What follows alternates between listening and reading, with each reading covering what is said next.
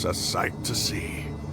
The Scarlet King's splendor surrounds us. There's so much vegetation here. It's different than what I expected. Sure are a lot of plants for a desert. That's what I call divine providence of the Scarlet King.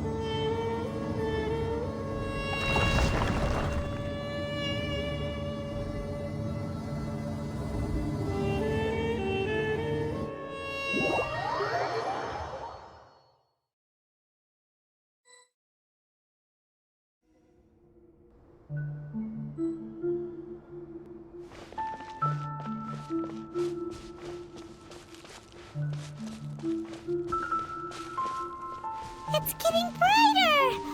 Oh, it looks so beautiful!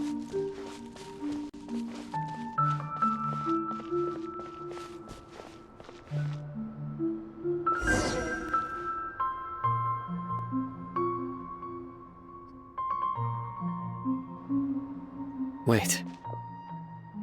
What's that?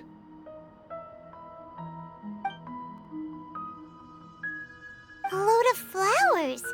And it looks like there's something among them.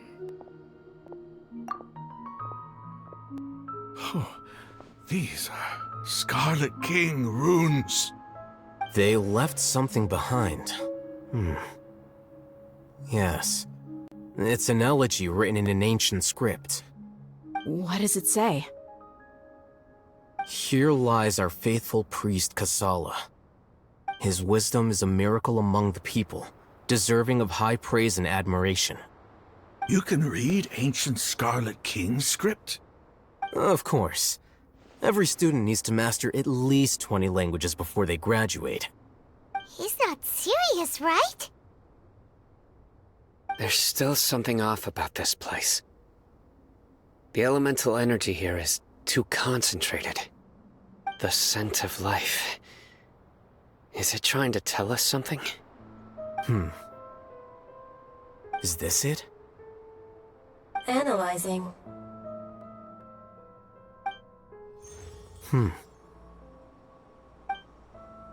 There seems to be a hidden message among these skeletal remains. Excellent. There's a device from the Scarlet King's civilization in this gravesite. I'll transmit the information over and project it for everyone to see. Isn't sharing knowledge against the Academia's rules? Yes. However, under the circumstances, I'd prefer you to see this for yourself. You'll understand after watching it.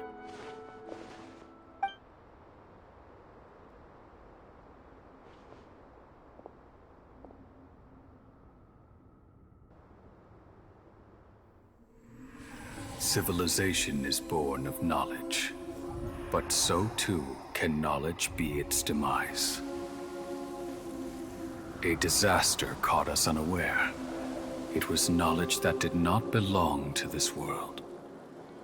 The Scarlet King brought this forbidden knowledge into our world, and it quickly spread like a plague.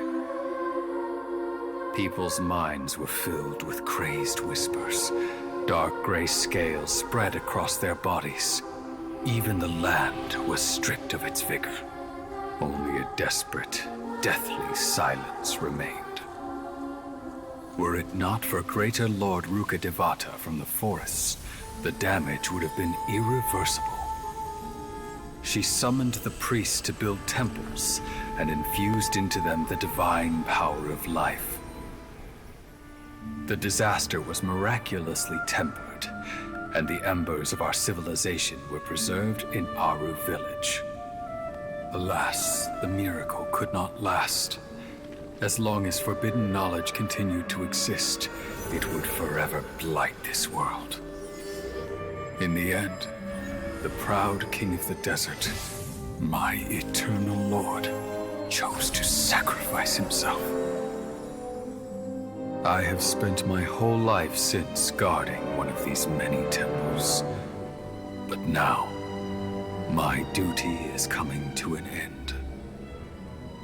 As I close my eyes for the final time, the sight of that noble deity will appear in my vision once more. In helping the Scarlet King to eradicate forbidden knowledge, She exhausted her strength, and her form became that of a small child. How strange. Now that I think of her, I no longer have any fear of death, for I sense that the spirit of life will abide with me during my eternal sleep. Children of the desert, cling no longer to past grievances, but hold tight to the memory of this act of benevolence. What was that? The priest's memories. No. No, impossible. Greater Lord Rukkhadevata. So the former Dendro Archon and the Scarlet King were never enemies at all. But this doesn't make any sense. The Dendro Archon's followers, they're clearly... Was that the former Dendro Archon?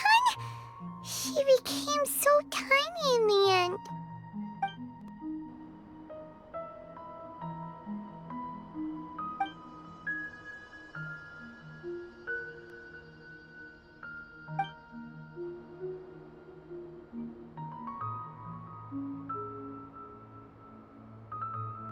You might be distrustful of the Akasha, but there's no reason for you to doubt the Scarlet King's technology.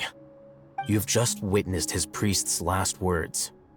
I've never heard about any of this before. The surviving followers of the Scarlet King all gathered in Aru village. Our god did not make mistakes.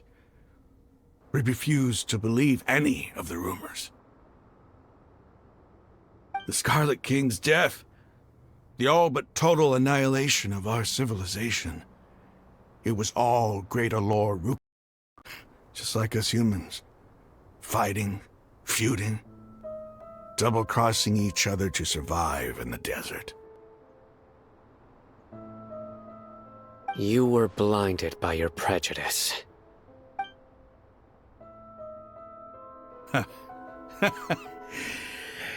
If I hadn't seen this for myself, if I hadn't witnessed his last words with my own eyes, ears, and heart,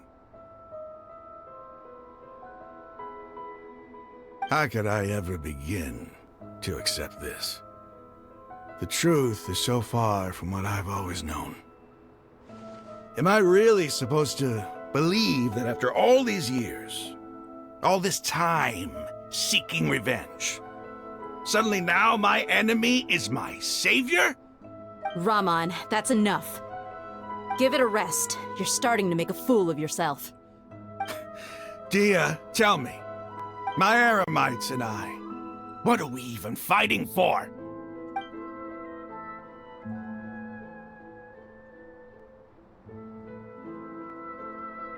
Hey, how you doing? I'll live. Thanks. I should probably go. Can't just stay here forever. What's your next move gonna be? Oh, I know what you're going to ask. I feel deeply ashamed of everything I've done. You'll get everything you're asking for. But please, give me some time. After everything that's happened here today, somehow I need to explain it to the others. It's not gonna be easy. Well, I guess that's for me to deal with. Dia, this is where our camp's located. Make a note of it. When would be a good time for us to go? Tomorrow, I'll convince everyone that we're all on the same side. And I'll return every last one of your your village keepers. We'll share our other resources with you, too.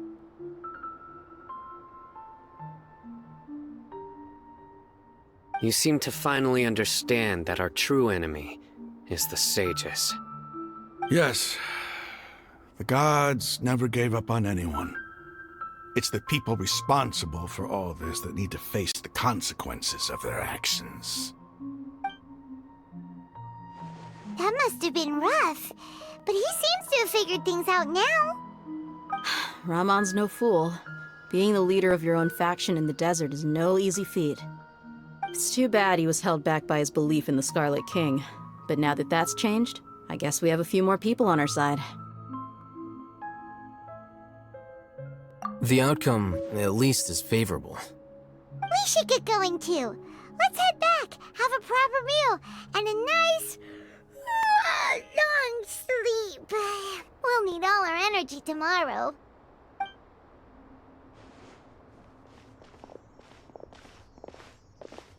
Sino, we're leaving!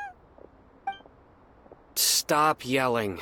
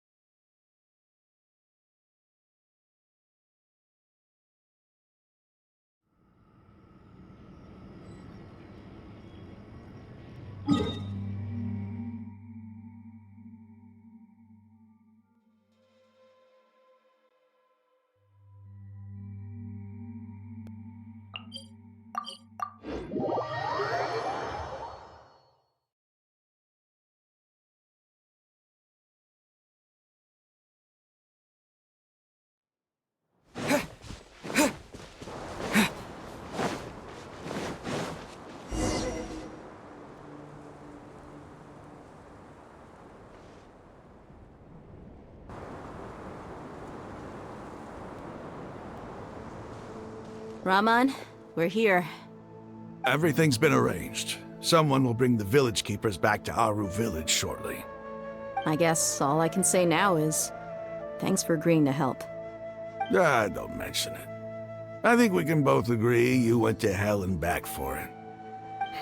But we share a common cause now. From here on out, we're allies. Where are the perpetrators? I'll bring you to them. Follow me.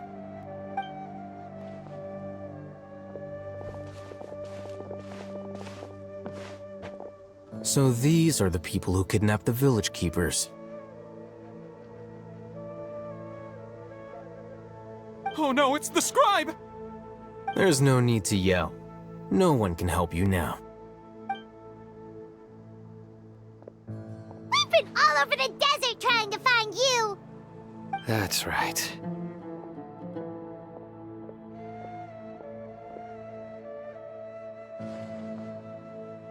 General Mahamatra? No, no! Make it quick, please! Swift and painless! Whoa. The moment they set eyes on Sino, they turn pale like they've seen a ghost! You should have known that I would be coming for you.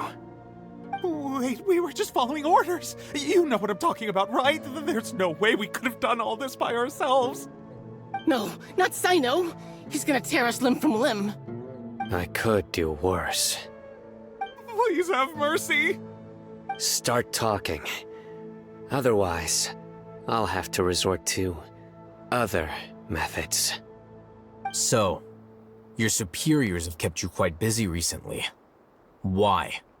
What are they trying to accomplish? They, wanted to extract canned knowledge. Don't play dumb. You know what I'm really asking. They extract divine canned knowledge. Then what? I really don't know how to explain it! Well, you better start talking or you'll be sorry! You don't want to make things any more difficult for yourself, do ya?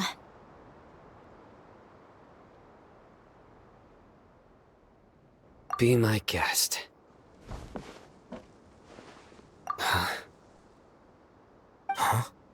Uh-huh. That sure didn't sound like a fancy metaphor or anything. You're serious, aren't you? How did you know? There's no use hiding it now. Yes, you're right. The Academia is working on an important and potentially world-changing project. They are creating a new god. A god that will belong to them and to the people of Sumeru. It may seem as if Sumeru's academics are thriving, but ever since the death of Greater Lord Rukkhadevata, scholarly breakthroughs have been few and far between. The withering of Irminsul has been getting worse recently. The sages have tried everything they could think of, but nothing's worked. I'm always hearing them say things like, if only Greater Lord Rukkhadevata was still with us. Continue. And then, someone from the Fatui showed up. They called him the Doctor. He brought a gnosis and said he wanted to borrow the Academia's research facilities. The Doctor was previously expelled from the Academia. At first, the sages looked down at him in disdain. But when he said those words, everyone's expression changed. He asked them, "Do you wish to create a god?" This is what the arrogant ignorance at the extreme end of academia looks like. First, the Academia spent a long time constructing a divine vessel, which was based on an exquisite humanoid puppet. After that, they harvested dreams via the Zeb-Zerus Festival Samsara, maximizing the Akasha's output. With the Doctor's help, and the Akasha now functioning at maximum efficiency, they were able to use it to extract the power from the Gnosis and convert it into a divine core. Next, they decided that their new god needed to possess divine wisdom. For that to happen, they needed a huge quantity of divine canned knowledge. It adds up. But how do you determine whether the knowledge extracted is of divine origin? Call it an educated guess? The Academia has been trying to figure out the exact source of the Scholar's madness for centuries, but to no avail. Nobody can explain the cause of this phenomenon. Surely you can see what that implies, Scribe Al-Haytham. If it's knowledge no mortal can comprehend, then it must be something only gods are able to decipher. In other words, it's the source of the God of Wisdom's omniscience and omnipotence.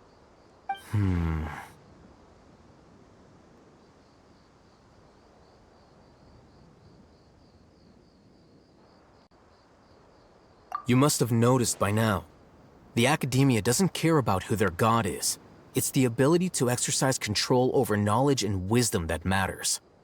It is as if they are cursed with a desire for omniscience and omnipotence that burns in their blood. Some organisms demonstrate phototaxis, and thus orient their entire lives in respect to sources of light. For the sages, their only source of hope is the existence of a deity who embodies the acme of wisdom. This is but a form of phototaxis. For many scholars, the absence of a god of wisdom means stumbling in the darkness for the duration of their lives.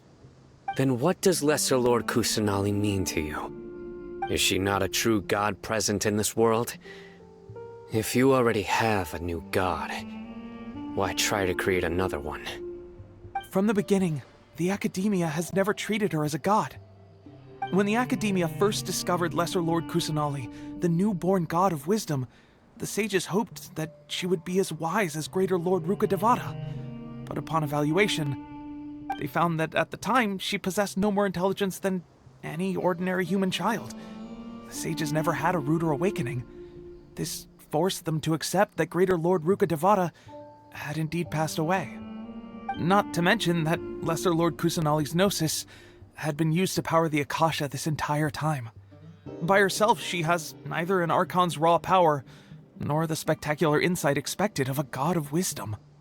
Slowly but surely, people began to forget about her existence. So, this is the path the sages have chosen.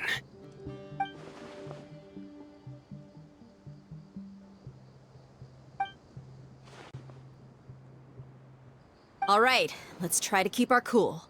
If everyone's in a bad mood, then let's change up our scenery. Rahman, give me a few men to help us escort the village keepers back to the village. And these two scholars, they're coming too.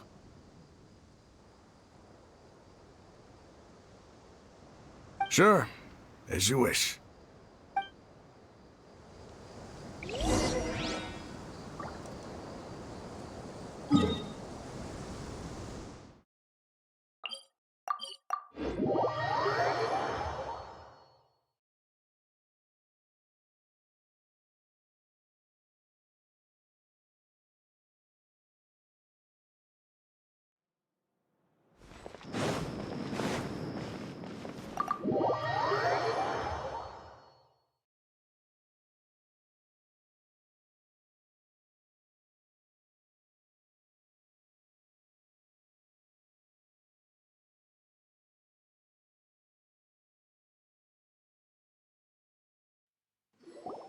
The village keepers you found have all been returned to their homes, and each one has a dedicated caregiver to look after them. The 2 new scholars are being kept under close supervision, too. Really great work, everyone. The atmosphere is so heavy.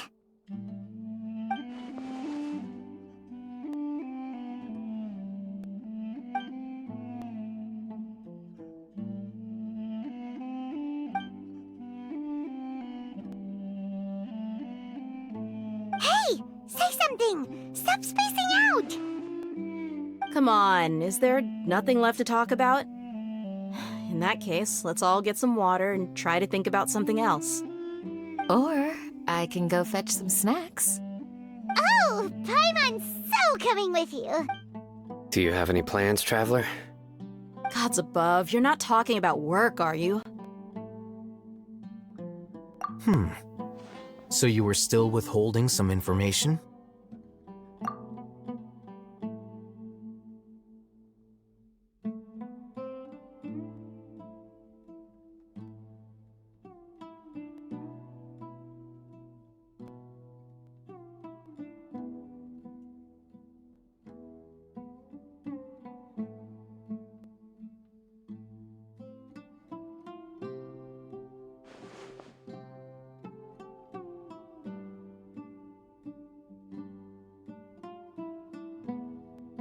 Even though we lived through all of this firsthand, it still feels super surreal to hear you talk about it again. What a whirlwind of a story. I felt like I was holding my breath the whole time. It seems like there will be more issues to face in the days ahead than I had anticipated. Still, now's a good time to make our next move. Now that Ramon's joined us, we'll be an even stronger team. It's time to make a plan. Indeed. These events are a flagrant transgression of the rules in every sense. We cannot allow it to continue. So, everyone, are we on the same page? Crush the sages and rescue our god. That is our ultimate goal.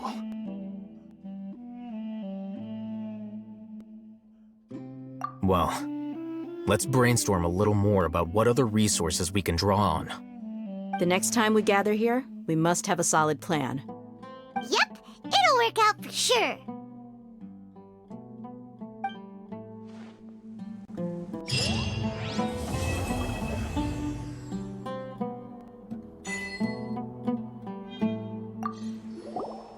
Don't rush.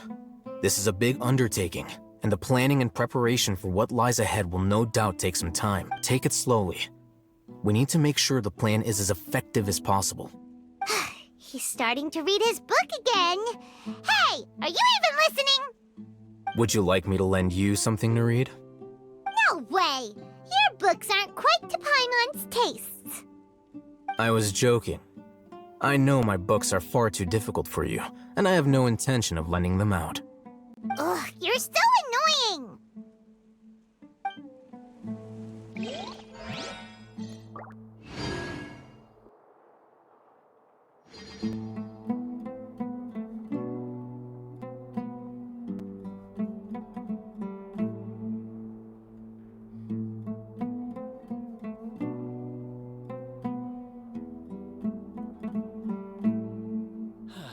Your memory is far superior to mine. By the way, do you still remember?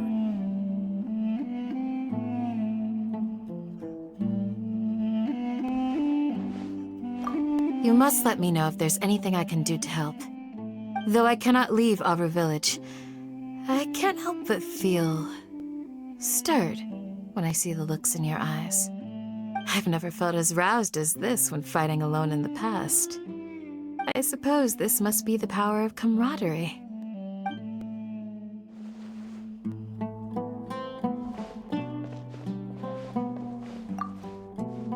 In the past, I never imagined that even the gods could suffer from hardship. If we can find a way to change all of this, will this nation become a better place?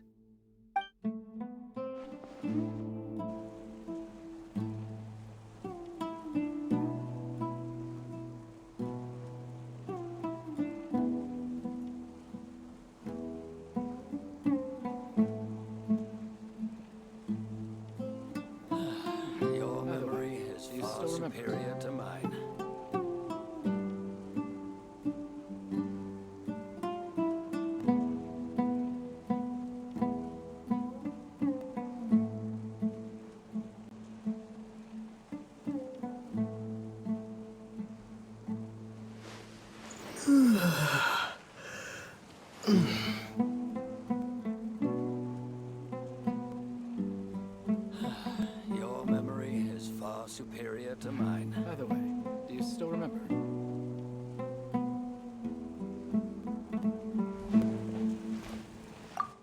The past few days have been some of the most challenging work I've ever taken on, and none of it'll earn me a single Mora. I can't believe it. Look on the bright side, Dia. Maybe we'll get a huge reward after this is all over. You've got a point. Hey, what would you do if you woke up tomorrow with more money than you could ever spend? Paimon would buy boatloads of tasty snacks. That's it? And maybe some tasty drinks as well? How adorable. Well, here's to all our indulgent fantasies. If there's a chance they can come true, I'll give it my best shot. And here's hoping that everything we do from now on will change this world for the better.